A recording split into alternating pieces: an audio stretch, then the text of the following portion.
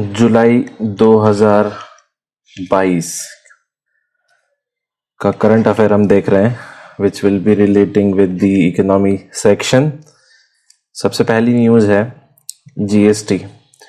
News ये है कि जीएसटी को कुल मिलाकर 5 इयर्स कंप्लीट हो चुके हैं और इसी की न्यूज़ कंप्लीट हुई है क्योंकि 1 जुलाई जो 2017 था तब जीएसटी लॉन्च किया था मोदी सरकार ने और अब टोटल 5 साल उसको 2022 में हो गए हैं।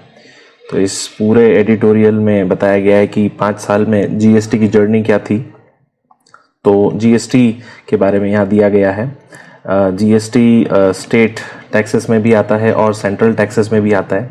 स्टेट में वैट या सेल्स टैक्स, एंटरटेनमेंट टैक्स, ठीक है, जो भी ऐशो आराम से जुड़ा हुआ विलासिता का टैक्स होता है, लॉटरी जो टैक्स होते हैं वो, चुंगी जिसको हम ऑक्ट्रॉय कहते हैं। ऑक्ट्रॉय का मतलब होता है जो लोकल गवर्नमेंट होती है, जैसे कि लोकल जो इंस्टीट्यूट्स होते हैं शहरों को चलाने के लिए, म्यूनसिपैलिटी वगैरह। तो जो म्यूनसिपैलिटी टैक्स लगाती है उसको हिंदी में चुंगी बोला जाता है, इंग्लिश में इसे ऑक्ट्रॉय बोला जाता है। इसके अलावा जो भी परचेसिंग टैक्स होता है वो, ये सब स्टेट टैक्स के अंदर आता है। इसके अलावा कुछ टैक्स केंद्र सरकार लेती है, सेंट्रल गवर्नमेंट लेती है, जैसे कि प्रोडक्शन पर जो भी एक्स्ट्रा प्रोडक्शन हो रहा है उस पर कस्टम्स, और कस्टम्स के अलावा उससे जुड़े हुए additional taxes, service tax central government के पास जाता है। और जो भी मेडिसिनल से जुड़ी हुई या प्रसाधन की जो सामग्रियां होती हैं उसमें जो टैक्स लगता है that goes to state to the central. तो स्टेट के पास जो टैक्स जाता है और सेंट्रल के पास जो टैक्स जाता है वो ultimately in the form of GST जाता है। ठीक, इसके बारे में कुछ इंपॉर्टेंट बात जीएसटी के बारे में, ये एक वाइड टैक्सेशन है, यानी काफ़ी इसका विस्तार बहुत ज़्यादा है, बहुत सारी चीज़ों पे लगता है। इसके बाद ये मल्टी लेवल है, यानी कई लेवल्स पर लगता है। और उसके बाद में ये गंतव्य आधारित है। गंतव्य आधारित यानी कि ये डिपेंड करता है कि इसकी डेस्टिनेशन कहाँ हो रही है। इसे इसलिए लाया गया था क्योंकि सोच ये थी कि 1 नेशन 1 टैक्स एंड 1 मार्केट। ठीक है, ये जो सोच थी सरकार की, इस व्यवस्था को लागू करने के लिए इस प्रकार का टैक्स लाया गया। ये लाया गया था 101 अमेंडमेंट के रूप में और 2016 में जो पेश किया गया था। 16 में पेश किया था, 17 में स्टार्ट हो गया था, ठीक है, लागू हो गया था। यानी तैयारी 2016 से चल रही थी। खैर, तैयारी तो कांग्रेस के समय से चल रही थी। इसके बाद में ये भी देख सकते हैं हम कि ये जो टैक्स है जीएसटी, ये सभी पर लगता है, बट कुछ प्रोडक्ट्स होते हैं जिस पे जीएसटी नहीं लगता है, उन पे एक बार नज़र घुमा लेते हैं। शराब, लिकर पे नहीं लगता है। संपत्ति कर यानी प्रॉपर्टी टैक्स पर नहीं लगता है। स्टैम्प ड्यूटी पर नहीं लगता है। पेट्रोलियम पर नहीं लगता है। डीजल पर नहीं लगता है। जो विमानन के लिए जो फ्यूल आता है, यानी एयरलाइन फ्यूल्स जो होते हैं एरोप्लेन के लिए, उस पर नहीं लगता है। ठीक है, नेचुरल गैस पर नहीं लगता है। इलेक्ट्रिसिटी पर नहीं लगता है। ठीक है, और कस्टम, बेसिक कस्टम ड्यूटी जो होती है उस पर भी नहीं लगता है। ठीक है, यहाँ पर सीमा शुल्क यानी ये बात अलग है और यहाँ पर की जो कस्टम ड्यूटी लिखा है ये अलग है। इसके बाद इसमें डिटेल दी गई है कि जीएसटी के कुल मिला के 4 टाइप्स होते हैं। तो जो सबसे पहला प्रकार होता है वो होता है सीजीएसटी, यानी कि सेंट्रल के पास जो जीएसटी जाता है वो। देन एसजीएसटी, एसजीएसटी के अलावा यूनियन टेरिटरीज की जीएसटी, और फिर आता है आईजीएसटी। इसमें मोस्ट इंपॉर्टेंट होता है आईजीएसटी, बिकॉज इसमें आई का मतलब है इंटरस्टेट जो भी ट्रांसपोर्टेशन होता है गुड्स और सर्विसेज का, उस पे लगने वाला टैक्स। और जब सिंपल है, सीजीएसटी यानी कि केंद्र के पास जाएगा, एसजीएसटी यानी स्टेट के पास जाएगा, यूटीजीएसटी यानी ऑब्वियसली सेंटर के पास ही जाएगा। बट आईजीएसटी में कलेक्शन जो होता है वो सेंटर करता है, लेकिन सेंटर जब कलेक्शन कर लेता है तो जिस स्टेट से जिस स्टेट में गया उनको उनके अनुपात से सेंटर बांट देता है टोटल आईजीएसटी का हिस्सा। तो आईजीएसटी बड़ा इंपॉर्टेंट हो जाता है इस मामले में। ठीक है, दैट मीन्स यहाँ लिखा हुआ है आईजीएसटी को सेंटर ही लागू करेगा, लेकिन इसके बीच में जो स्टेट्स होंगे, यानी एक प्रोडक्ट यहाँ बना और दूसरा वो प्रोडक्ट किसी दूसरे स्टेट में जाकर बिक गया, तो दोनों स्टेट्स आपस में झगड़ सकते हैं। तो इस झगड़े को कम करने के लिए सेंटर जनरली आईजीएसटी कलेक्ट करता है, यानी inter state goods and service tax collect करता है, और वो बराबरी से दोनों स्टेट्स में बांट देता है। इसमें सेंटर केवल इसे कलेक्ट करेगा, लेकिन मिलने वाला जो टैक्स रहेगा, उसका जो डिवीजन रहेगा, वो स्टेट्स के पास ही जाएगा।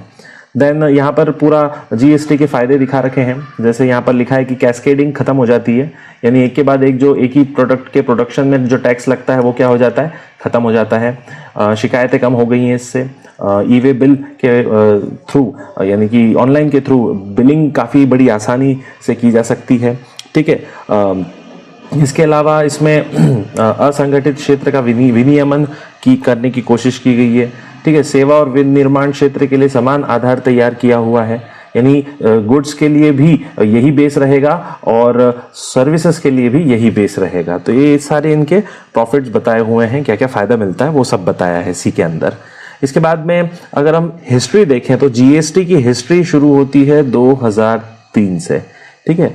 और ये जो हिस्ट्री है ये टास्क फोर्स ने अपनी रिपोर्ट में बताई थी कि हाँ, हमें जीएसटी को लाना चाहिए, यानी सोच 2003 की है। खैर हालांकि ये इतना जरूरी नहीं, बट हाँ हिस्ट्री पता होनी चाहिए जीएसटी की कि शुरुआत तो यहीं से हुई थी।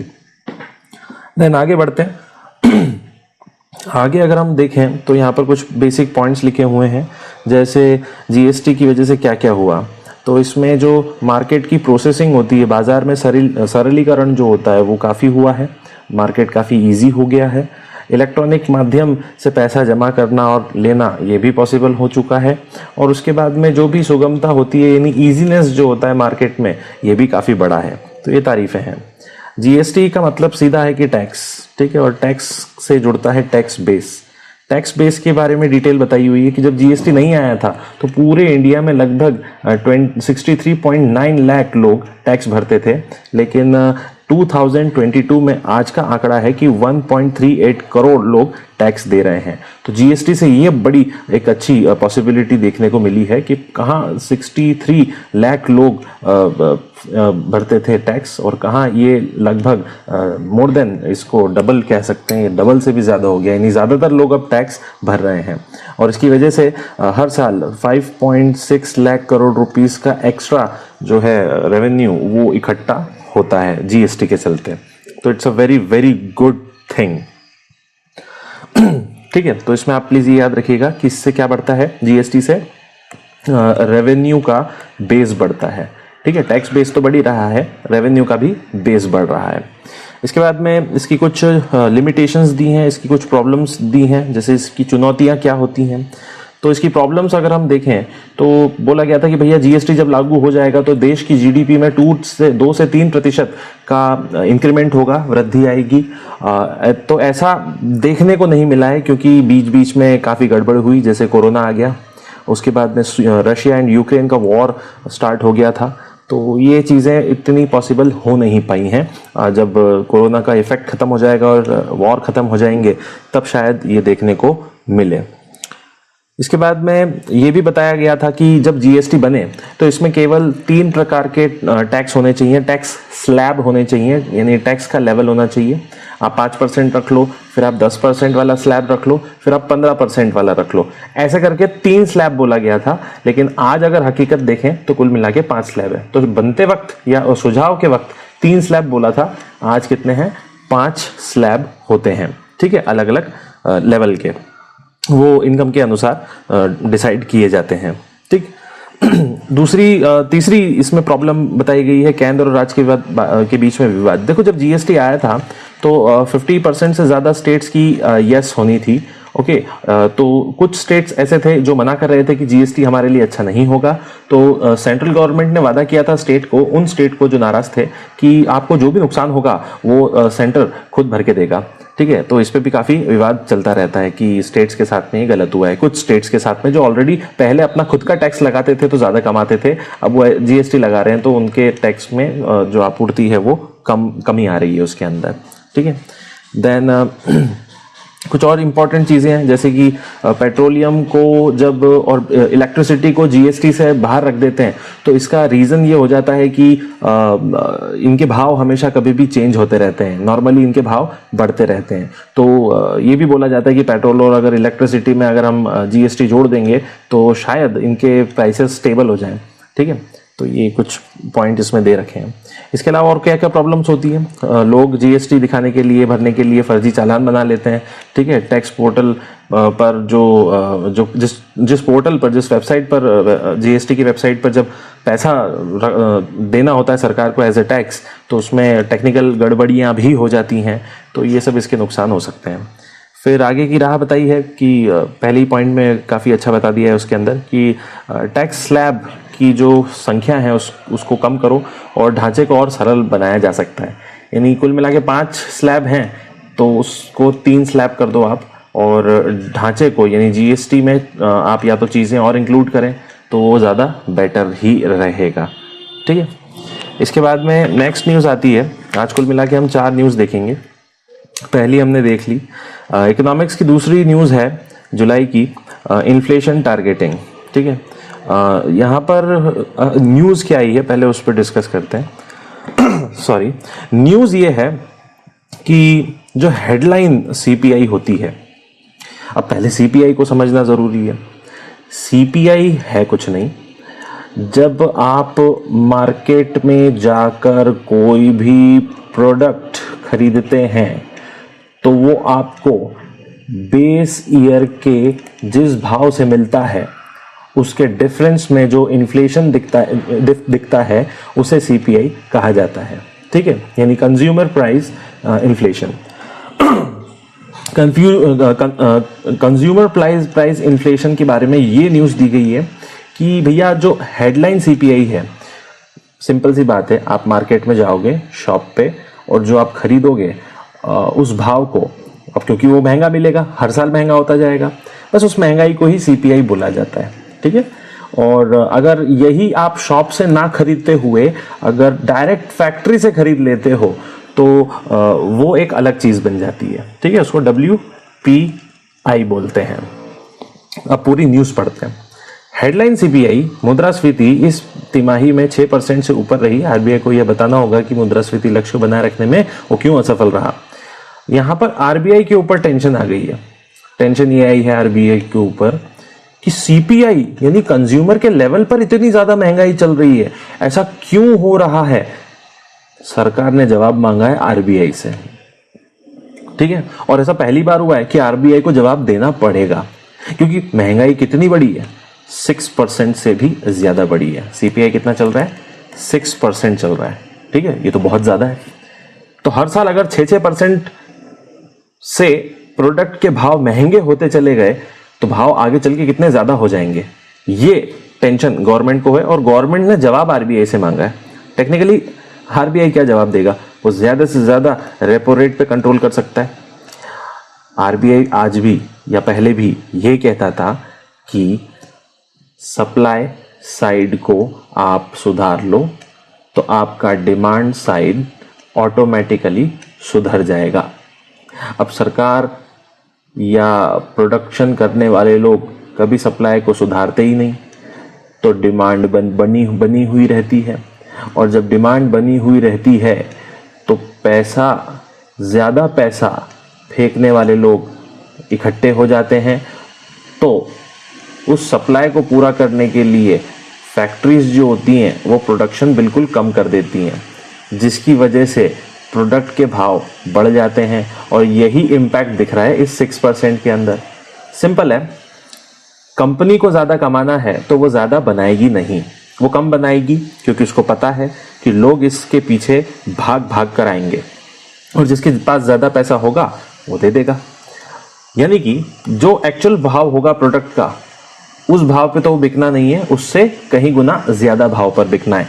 इसका मतलब ये है कि सप्लाई कम है, और इसका मतलब ये है कि डिमांड भी ज़्यादा है, तभी तो भाव बढ़े। यानी कि ज़्यादा पैसा कम चीज़ों के पीछे जब भागता है तो उन कम चीज़ों के भाव क्या हो जाते हैं, बढ़ जाते हैं। बस इसी को इन्फ्लेशन बोला जाता है। अब यही भाव आप सीधे उस मार्केट के उस दुकानदार के पास जाकर उस प्रोडक्ट को खरीदेंगे तो उसे, उस महंगाई को सीपीआई इन्फ्लेशन बोला जाएगा। इसके बाद में इससे जुड़ी हुई कुछ और भी न्यूज़ है, जैसे कि ये एक चार्ट है, इसको पूरा मैंने ख़राब कर दिया है, लेकिन यहाँ देखो, ये है महंगाई का परसेंटेज सीपीआई में, ठीक है। ये 6 से 8% के बीच चल रहा है। आप अगर 2019 देखेंगे तो बिल्कुल सीपीआई नीचे आ चुका था, लगभग 2% के पास आ चुका था, लेकिन जैसे ही कोरोना आया ये सीधे पहुंच गया 8% तक। और आज की सिचुएशन ये है कि 2020-21 के आसपास ही फिर से थोड़ा डाउन हुआ था, 4% पे आया था, पर ज़्यादा इफेक्ट नहीं रहा। और आज की सिचुएशन में ये पहुंच चुका है 6 से 8% के बीच, यानी 6 साढ़े 6% पर, 7% पर। तो ये तो बड़ी खतरनाक महंगाई है जिसे हम सीपीआई कह रहे हैं। यहाँ पर डिटेल दी गई है कि ऐसा केवल इंडिया में नहीं हो रहा है, पूरे वर्ल्ड में जो इन्फ्लेशन है यानी महंगाई है वो अपने चरम पर है, यानी अपने टॉप लेवल पर है। ओके, और ऐसा हुआ क्यों है? क्योंकि बीच में लॉकडाउन आया था, ठीक है। जो भी सप्लाई चेन थी उस पर बहुत ज़्यादा एक नेगेटिव इफेक्ट देखने को मिला था। लोगों को अपनी दैनिक ज़रूरतों की जो चीज़ें थी वो मिल नहीं पा रही थी, that was also a problem, ठीक है। और फिर ये सब खत्म हुआ तो यूक्रेन का युद्ध स्टार्ट हो गया, यूक्रेन वॉर स्टार्ट हो गया, ठीक है। आगे ये बताया गया है कि 2008 के बाद जो इन्फ्लेशन चल रहा है, जो महंगाई चल रहा है, वो अपने सबसे टॉप लेवल पर चल रही है आज 2022 में। ओके, देन सीपीआई जनवरी 2022 से ही अपने टॉलरेंस बैंड की ऊपरी सीमा से अधिक चल रही है, यानी कि इंडिया में महंगाई का प्रतिशत और उसमें भी टॉलरेंट बैंड, यानी भैया कि महंगाई में कितनी प्रतिशत झेल सकता हूं, तो इंडिया कहता है कि मैं 6% तक झेल सकता हूं, उसके बाद मैं टॉलरेंट नहीं कर पाऊंगा बिल्कुल भी। तो ये जो टॉलरेंट बैंड है इंडिया का, सीपीआई का, इंडिया की महंगाई का, आपका वो 6% है। इसके ऊपर अगर जाता है तो मामला भारत का खराब हो जाता है, और इसके ऊपर ही है, ठीक है। और यहाँ पर दिया गया है कि आरबीआई का मानना है कि जब ये जो नया फाइनेंशियल ईयर अप्रैल में स्टार्ट हुआ था तब 6.7% पर चल रहा था आपका सीपीआई यानी इन्फ्लेशन।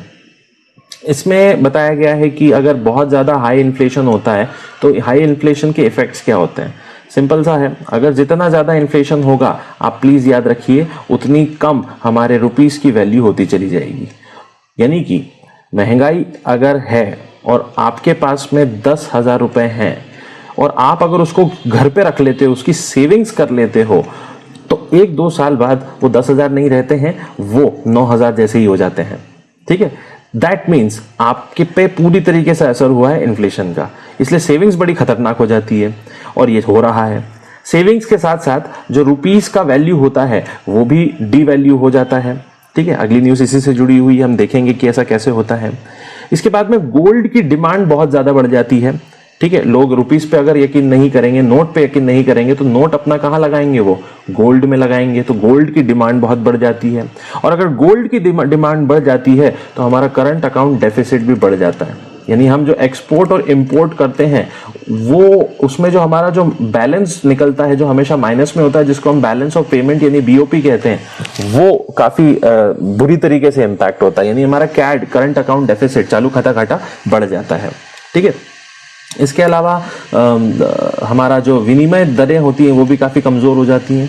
यानी कि जो हमारी करेंसी को ट्रांसफ़र करने की, एक्सचेंज करने की, जिसको एक्सचेंज रेट कहते हैं, वो भी काफ़ी ज़्यादा नेगेटिवली इम्पैक्ट होता है, ठीक है। खैर, ये इन्फ्लेशन तो ऑलरेडी जब आप एक बुक होती है रमेश सिंह की इकोनॉमिक्स, वो पढ़ेंगे तो इसमें आपको काफ़ी कुछ और इनसाइट्स मिलेंगे, ठीक है। देन इसके बाद में और क्या दिखता है यहाँ पर इम्पॉर्टेंट, यस, 1990 में न्यूजीलैंड ऐसा पहला देश था जिसने अपने लिए मुद्रास्फीति लक्ष्यीकरण फ्रेमवर्क बनाया था। मतलब इन्फ्लेशन को टारगेट करने के लिए एक फ्रेमवर्क बनाने वाला सबसे पहला देश था न्यूजीलैंड, ठीक है। और उर्जित पटेल कमेटी ने 2014 में एक सिफारिश की थी कि भैया इसी तरीके से एक तुम भी फ्रेमवर्क बना लो। तो उसके लिए आरबीआई ने 2015 में फिस्कल पॉलिसी का फ्रेमवर्क एग्रीमेंट किया था। ठीक है, तो ये सेम टू सेम न्यूजीलैंड से ही सीखा गया था। आपको ये याद रखना है कि महंगाई को कंट्रोल करना है तो उस कंट्रोल करने के लिए जो पहली पॉलिसी थी वो दुनिया में न्यूजीलैंड ने बनाई थी, और हमने उर्जित पटेल के कहने पर, उनकी सलाह पर आरबीआई ने 2015 में बनाई थी। ठीक है, देन और क्या है इसके अंदर, यस अब जब ये जो एग्रीमेंट हुआ, इस एग्रीमेंट के आधार पर एक संस्था बनी आरबीआई द्वारा। इसको बोला जाता है मौद्रिक नीति समिति, यानी कि इंग्लिश में इसको बोला जाएगा मॉनेटरी पॉलिसी कमेटी, एमपीसी। अब ये एमपीसी क्या होता है? MPC is most important committee of RBI for controlling and telling that how should we and how should government or the RBI should control the inflation. Okay, आपको क्या याद रखना है MPC के बारे में? ये 6 मेंबर कमेटी होती है। देखो यूं तो इसमें आपको 10 लोग मिलेंगे, पर डिफरेंस देखना है। आप यहाँ से शुरू करो। ठीक है, MPC में 6 मेंबर होते हैं। 6 मेंबर के अलावा इसमें 4 एक्स ऑफिशियो भी होते हैं, यानी पदेन सदस्य। तो वो देखते हैं। आप प्लीज बेसिक याद रखिए, एमपीसी में 6 मेंबर होते हैं। ठीक है, इनका काम क्या होता है? इनका काम ये होता है कि ये जो 6 मेंबर्स हैं ये इन्फ्लेशन के टारगेट को डिसाइड करेंगे और मॉनिटरी रेट पर, यानी रेपो दरों पर, और बताएंगे कि अगर इन्फ्लेशन को कंट्रोल करना है तो आरबीआई को अपना रेपो रेट कितना रखना चाहिए। यानी कि आरबीआई जो बैंकों को पैसा देता है तो उस पर लगने वाला जो इंटरेस्ट है वो कम होना चाहिए या ज्यादा होना चाहिए या कितना होना चाहिए, ये राय एमपीसी दे सकती है। 6 सदस्यों में से 3 जो होते हैं मेंबर वो गवर्नमेंट से आते हैं और 3 जो होते हैं वो आरबीआई से आते हैं। ठीक है, यानी 3 सरकारी होंगे और 3 आरबीआई से आएंगे। देन इसका एक बहुत बड़ा काम होता है कि अगले 5 साल में इंडिया का इन्फ्लेशन का जो टारगेट रहेगा वो कितना होना चाहिए, उसको डिसाइड करने में भी एमपीसी बहुत ज़्यादा हेल्प करती है। ठीक है, जैसे अभी जो एमपीसी है उसने सीपीआई डिसाइड किया है कि भैया कितना रहना चाहिए, 4% रहना चाहिए। ठीक है, हालांकि जब भी कोई डिसाइड किया जाता है परसेंटेज इन्फ्लेशन को लेकर तो उसमें ये भी मान लिया जाता है कि 4 में प्लस 2% भी हो सकता है या -2% भी हो सकता है, यानी 2% इन्फ्लेशन भी जा सकता है और 6 भी जा सकता है। और अभी हम देख रहे हैं कि हमारे जो टॉलरेंस बैंड है हमने इसको पार कर लिया और हम 6.7% सीपीआई इन्फ्लेशन पे चल रहे हैं।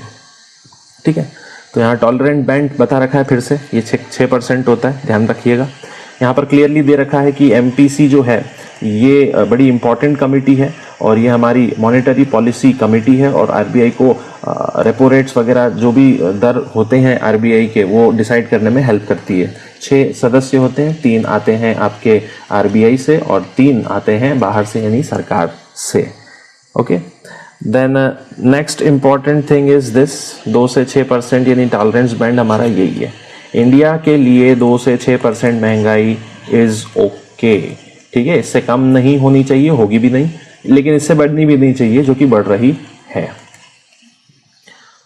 आगे बढ़ते हैं और कुछ इंपॉर्टेंट पॉइंट्स अगर मुझे लग रहे हैं तो मैं आपको बताता चला जाऊंगा। देन हाँ, देखो आरबीआई न्यूज़ ये है कि गवर्नमेंट ने बोला है आरबीआई को कि भैया तुम बताओ कि ये सीपीआई कैसे बढ़ गया, ये महंगाई आखिर बढ़ कैसे गई, और तुम ही इसका इलाज करो।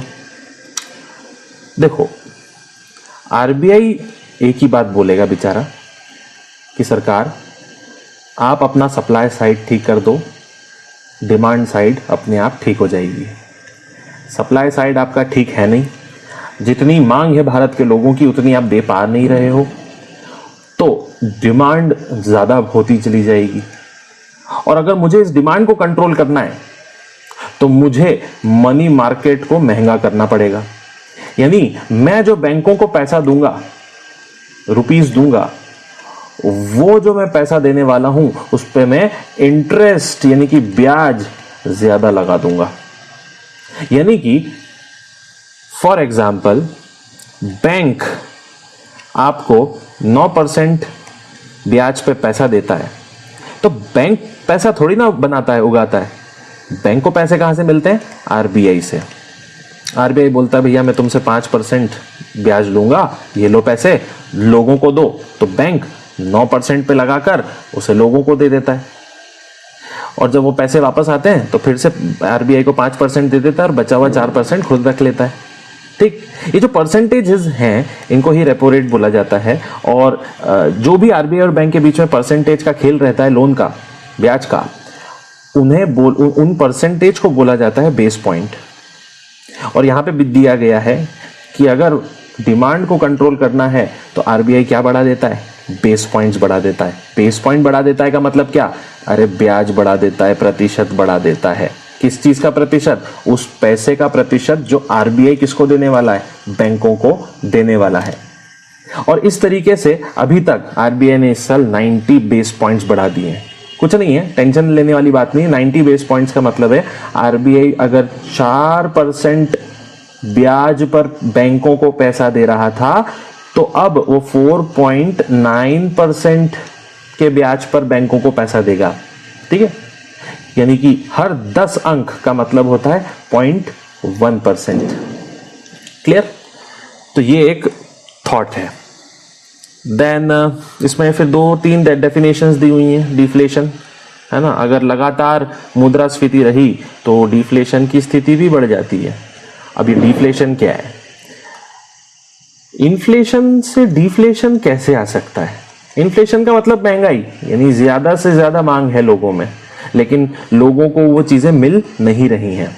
डिफ्लेशन इसका उल्टा होता है, मांग बिल्कुल भी नहीं है लोगों में, लेकिन मार्केट में चीजें बहुत बिक रही हैं और उनको कोई खरीद नहीं रहा है।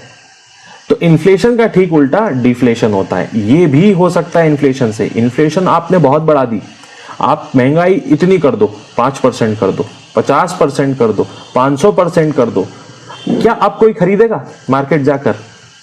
अब कोई नहीं खरीदेगा, तो मार्केट में सुस्ती आ जाएगी और उसी सुस्ती को डिफ्लेशन बोला जाता है। यानी ज्यादा महंगाई और बहुत ज्यादा महंगाई डिफ्लेशन का कारण बन सकती है। ये एक न्यूज हो गई। दूसरा, स्टैगफ्लेशन का भी खतरा बढ़ जाता है। स्टैगफ्लेशन यानी कि ये तो भयंकर चीज है। स्टैगफ्लेशन में 2 चीजें गिरती हैं, एक जॉब्स और एक जीडीपी। ठीक है, आपकी जीडीपी बढ़ नहीं रही है, आपकी जीडीपी नीचे जा रही है। ठीक है, आपके देश की हर साल की कमाई बढ़ने के बजाय घट रही है और साथ साथ में आपके देश के लोगों की नौकरियां भी जा रही हैं। तो देश की कमाई गिरे और देश में नौकरियां गिरे तो उससे क्या आता है? इन्फ्लेशन आ सकता है। क्योंकि आप महंगाई तो तब बोलोगे ना जब आपके पास नौकरी नहीं होगी और पैसे नहीं होंगे, तो चीजें तो आपको महंगी लगेंगी। That is also inflation. और तब जब जॉब ना हो और जीडीपी भी गिरे तो उसको इन्फ्लेशन की जगह स्टैगफ्लेशन बोल देते हैं।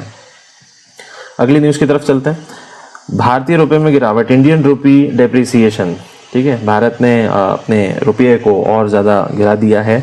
अब न्यूज़ क्या है वो हम समझ लेते हैं। देखो, आरबीआई ने क्या किया है, जो एफडीआई होता है यानी बाहर से जो निवेश आता है, विदेशी निवेश, प्रत्यक्ष विदेशी निवेश, फॉरेन डायरेक्ट इन्वेस्टमेंट, उसके अलावा एक्सटर्नल कमर्शियल जो बोरोइंग्स होती हैं यानी विदेशी जो पैसा हम उधार लेते हैं, प्लस उसके अलावा एनआरआई जो होते हैं, जो इंडियन होते हैं, विदेश जाके बचत करते हैं, सेविंग करते हैं यहाँ पर आकर, उनके इन तीनों के फॉरेन इन्वेस्टमेंट, बाहर से लिया हुआ उधार और विदेशी भारतीय लोग जो विदेश में कमाते हैं उनकी जमा, इसके रिलेशन में इन आरबीआई ने अपने स्टैंडर्ड्स को लूज कर दिया है। ठीक है, लूज यानी जो स्टैंडर्ड एफडीआई के लिए था उसको थोड़ा हल्का किया है ताकि और एफडीआई आए।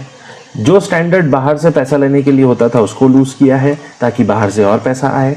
और एनआरआई जो बचत करते थे उनका जो स्टैंडर्ड होता था उसको भी लूज किया है ताकि और एनआरआई सेविंग्स कर सकें। ठीक है, अब ये तीनों चीजें क्यों की हैं आरबीआई ने? वो इसीलिए की हैं ताकि रुपए डॉलर के सामने गिरना रुक जाए। ठीक है, रुपीस की हालत ऐसी हो चुकी है कि $1 के बराबर 80 रुपए हो गया है and that is very very bad for us. ठीक है, हमारी रुपए की कीमत ही कम होती चली जा रही है। तो कितना परसेंट का फॉल आया है, यहां पर बताया गया है कि 7% का फॉल आया है। ठीक है, देखते हैं। यहां पर क्लियरली है जुलाई 2022 में $1 के बराबर 80 रुपीज इक्वल हो चुके हैं, और 2022 की स्टार्टिंग में ही इंडियन रुपीज 7% से गिरा था। ठीक है, यानी 75 था और फिर वो 80 हो गया, यानी काफ़ी बुरी हालत हो गई इंडियन रुपए की। ऐसा पहले हुआ है क्या? तो बिल्कुल हुआ है। 2008 में जब रिसेशन आया था वर्ल्ड में, तो इंडियन रुपीज 20% डाउन हुआ था, और 2013 में जब टेम्पर टेंट्रम हुआ था, टेम्पर टेंट्रम का मतलब जो हम गरीब देश होते हैं या डेवलपिंग नेशंस होते हैं जो अभी विकसित हो रहे हैं, उन डेवलपिंग नेशंस में जब करेंसी को लेकर अस्थिरता आ जाए तो उसको टेम्पर टेंट्रम बोला जाता है। ओके, और ये 2013 में आया था, उसकी वजह से रुपीस 11% और डाउन गया था। यानी 2008 में रुपीस 20% गिरा, 2013 में रुपीस 11% गिरा, और अब 2022 में 7% गिर चुका है, और इसीलिए ये 80 रुपए तक पहुंच गया है, जो अच्छी बात नहीं है। इसको डॉलर के बराबर होना चाहिए, $1 बराबर $1। जिस दिन हुआ उस दिन हम आबाद हो जाएंगे। ठीक है, इसके बाद में यहाँ पर पूरा रीज़न दिया गया है कि ये जो एक्सचेंज रेट्स होती हैं, विनिमय दरें, इनको प्रभावित करने वाले कारक क्या होते हैं, यानी एक्सचेंज रेट को इफेक्ट करने वाले रीजंस क्या होते हैं। तो यहाँ दिया हुआ है कि ब्याज कितना लग रहा है, महंगाई यानी इन्फ्लेशन कितनी है, ठीक है, पॉलिटी कितनी अनस्टेबल है, सरकार ने लोन लिया तो दे नहीं पा रही है, इंपोर्ट एक्सपोर्ट में हालत ख़राब है, ठीक है, जो भी भविष्य में नीतियाँ बनाती हैं वो आगे प्रोसेस में नहीं आ पाती हैं, आर्थिक माहौल ख़राब है यानी मंदी वगैरह आ रखी है, वगैरह वगैरह। तो इसकी वजह से रुपया कमज़ोर होता रहता है। ठीक, देन आई डोंट थिंक कि इसमें और कुछ ऐसा पढ़ाने लायक है। हाँ, यहाँ पर ये ज़रूर पढ़िएगा कि यूएसए में 1980 के दशक के बाद उच्च मुद्रास्फीति ज़रूर आई थी। जून 2022 में अभी 9.1 चल रही है। ठीक है, आगे देखते हैं हम अगली न्यूज़। अच्छा, इसी न्यूज़ के अंदर इसका कंटिन्यूएशन है, हम कंटिन्यूएशन देख लेते हैं, और मुझे इसमें आपको एक चार्ट दिखाना है। इसमें ये बताया गया है कि आरबीआई और गवर्नमेंट, यहाँ देखो, गवर्नमेंट और आरबीआई किस तरीके से रुपीस के डिवैल्यूएशन को रोकती है। तो इन्होंने प्रोसेस बता रखी है। गवर्नमेंट क्या करती है, जब देखो रुपए से जुड़ा हुआ सरकार का कदम जो होता है उसको हमेशा फिस्कल बोला जाता है, राजकोषीय बोला जाता है। आरबीआई जब रुपए से जुड़ा हुआ कदम उठाता है तो उसको मॉनेटरी बोलते हैं। बैंक अगर जुड़ गया तो पैसे को मॉनेटरी बोला जाएगा, सरकार जुड़ी तो फिस्कल बोला जाएगा। सरकार ने क्या किया है, सरकार ने ये किया है रुपए को बचाने के लिए कि 2022 में $46 अरब का आयात करवाया है। इंडियन गवर्नमेंट ने $46 अरब का गोल्ड मंगवाया है। ठीक है, और इसी वजह से इंडिया गोल्ड का दूसरा सबसे बड़ा यूजर बन चुका है। ठीक है, तो ये भी एक न्यूज़ है। देन आरबीआई ने क्या किया है, तो आरबीआई ने वेस्ट्रो और नेस्ट्रो खाते खुलवाए हैं। यहाँ पर बताया गया है रुपए को लगातार चलाने के लिए वेस्ट्रो और नेस्ट्रो खाते बड़े इंपॉर्टेंट होते हैं। यहाँ बिल्कुल सिंपल सा डायग्राम है, देखो यहाँ एग्जांपल है, ये बैंक है सिटी बैंक और ये बैंक है एक्सिस बैंक। ठीक, अब ये वेस्ट्रो खाते और नेस्ट्रो खाते क्या होते हैं। एक्सिस बैंक में अगर किसी और बैंक का अकाउंट है, यानी सिटी बैंक वालों ने अपने बैंक में खाता नहीं बनाया, सिटी बैंक ने सिटी बैंक के नाम से ही किसी दूसरे बैंक में खाता बनवा दिया, अगर ऐसा हुआ है तो उस अकाउंट को नेस्ट्रो अकाउंट कहा जाएगा। ठीक है, यहां लिखा हुआ है लैटिन भाषा में नेस्ट्रो, लैटिन भाषा में नेस्ट्रो का अर्थ होता है हमारा। ठीक है, यानी हमारा अकाउंट। वहीं वेस्ट्रो का मतलब क्या हो जाएगा, आपका अकाउंट। अरे एक्सिस बैंक ये बोलेगा कि ये आपका अकाउंट है लेकिन हमारे बैंक में, तो एक्सिस बैंक के लिए वो क्या हो जाएगा, वेस्ट्रो अकाउंट। लेकिन सिटी बैंक का अकाउंट दूसरे बैंक में है जैसे कि एक्सिस बैंक में, तो सिटी बैंक के लिए एक्सिस बैंक का अकाउंट क्या हो जाएगा, नेस्ट्रो। ठीक है, तो ये पूछा जा सकता है 2023 के यूपीएससी प्रीलिम्स में, इसमें ध्यान रखिएगा कि वेस्ट्रो और नेस्ट्रो क्या होता है। इकोनॉमिक्स के क्वेश्चन काफी खतरनाक आ रहे हैं आजकल। आगे बढ़ते हैं, लास्ट न्यूज़ देख लेते हैं हम जल्दी। ये बड़ी इंपॉर्टेंट न्यूज़ है। एफएसआईबी व्हाट इज FSIB? इसका फुल फॉर्म यहाँ लिखा है, financial service institution bureau. News समझते हैं क्या है, बेसिक से समझाऊंगा। एक BBB करके होता है, बैंक बोर्ड ब्यूरो। हर बैंक में एक इंपॉर्टेंट पर्सनालिटी बैठती है, चेयरमैन, या उसके अलावा बोर्ड के अंदर, हर बैंक की बोर्ड के अंदर बहुत सारे मेंबर्स होते हैं। ये आते कहाँ से? ये आते हैं BBB से, यानी बैंक्स बोर्ड ब्यूरो से। अब चाहे वो LIC हो, चाहे वो प्राइवेट बैंक्स हो, चाहे वो PSU बैंक्स हो, सरकारी बैंक हो, हर बैंक में जो चेयरपर्सन और मेंबर जो आएंगे वो बैंक्स बोर्ड ब्यूरो के आधार से आते थे, उनकी नियुक्ति वहीं से होती थी। ठीक है, गवर्नमेंट ने ये बोला है, स्पेशली गवर्नमेंट ने, कौन सी गवर्नमेंट ने? एक कैबिनेट कमेटी है ऑन अपॉइंटमेंट्स, नियुक्ति संबंधी मंत्रिमंडलीय समिति, जिसको ACC यानी अपॉइंटमेंट कमिटी ऑफ कैबिनेट बोला जाता है। इन्होंने डिसाइड किया और पास मंजूरी भी दे दी कि ना भैया, अब अपॉइंटमेंट BBB नहीं करेगा, क्योंकि BBB रहेगा ही नहीं, इसकी जगह पर हम FSB बना रहे हैं। और BBB की जो सारी ताकतें हैं, जो पावर्स हैं अपॉइंटमेंट करने की, वो हम FSB को दे रहे हैं। ठीक, तो बस FSB और BBB के बीच का डिफरेंस ही समझना है, राइट? तो आपको एक पॉइंट तो समझ में आ गया। इसके बाद में FISB की जो स्थापना होगी, एस्टेब्लिशमेंट होगा, वो फाइनेंस मिनिस्ट्री करेगा, और इसके लिए जो डिपार्टमेंट जिम्मेदार होगा वो होगा फाइनेंशियल सर्विस डिपार्टमेंट। ठीक है, या department of financial services. BBB बहुत पुराना है, 2016 में बनाया गया था, राइट? अब तो ये जा रहा है कैसे? The next thing is BBB का उद्देश्य क्या था? तो यहाँ लिखा हुआ है कि गवर्नेंस वगैरह सुधारना है। दैट मीन्स इन्होंने बैंक का गवर्नेंस ये सुधार नहीं पाए, जो सरकारी बैंक थी उनका गवर्नेंस ये सुधार नहीं पाए, इसलिए अब BBB को हटाया जा रहा है। मैं एक स्टेटमेंट करेक्ट कर देता हूँ, इसमें से प्राइवेट हटा दीजिएगा। जो सरकारी बैंकें होती हैं और LIC होती हैं, उनके जो अध्यक्ष और मेंबर्स होते हैं टॉप के, उनको सिलेक्ट करता था BBB, जो अब FSIB करेगा, ये करेगा। इसके बाद में BBI की जितनी भी प्रॉपर्टीज़ हैं, जितना भी इंटरेस्ट है, जितना भी उनका लोनिंग या अमाउंटिंग है, वो सब ट्रांसफ़र कर दिया जाएगा FSIB में। तो इसके भी चांस बन सकते हैं क्वेश्चन में आने के, प्रीलिम्स के अंदर। देन क्यों FSIB आ रहा है, उसका रीज़न नेक्स्ट पेज पे मिलेगा आपको। इसलिए आ रहा है बिकॉज BBB ने अपना काम नहीं किया होगा, ऑब्वियसली। तो पहला काम क्या नहीं किया? BBB का काम होता था कि फास्ट आप अपॉइंटमेंट करो, लेकिन BBB फास्ट अपॉइंटमेंट नहीं करता था। याद रखो, जब भी सरकारी बैंकों के हाई पोस्ट का अपॉइंटमेंट करना होगा तो BBB के पास कितना टाइम होता था? 76 डेज का। और ऐसा देखा गया कि BBB ने इससे भी ज्यादा टाइम लगाया। बीमा कंपनी जैसे कि LIC में अगर टॉप पोस्ट भरनी होती थी, अपॉइंटमेंट करना होता था, तो उनके पास 36 डेज होते थे, और अदर फाइनेंशियल इंस्टीट्यूशंस में 189 डेज होते थे।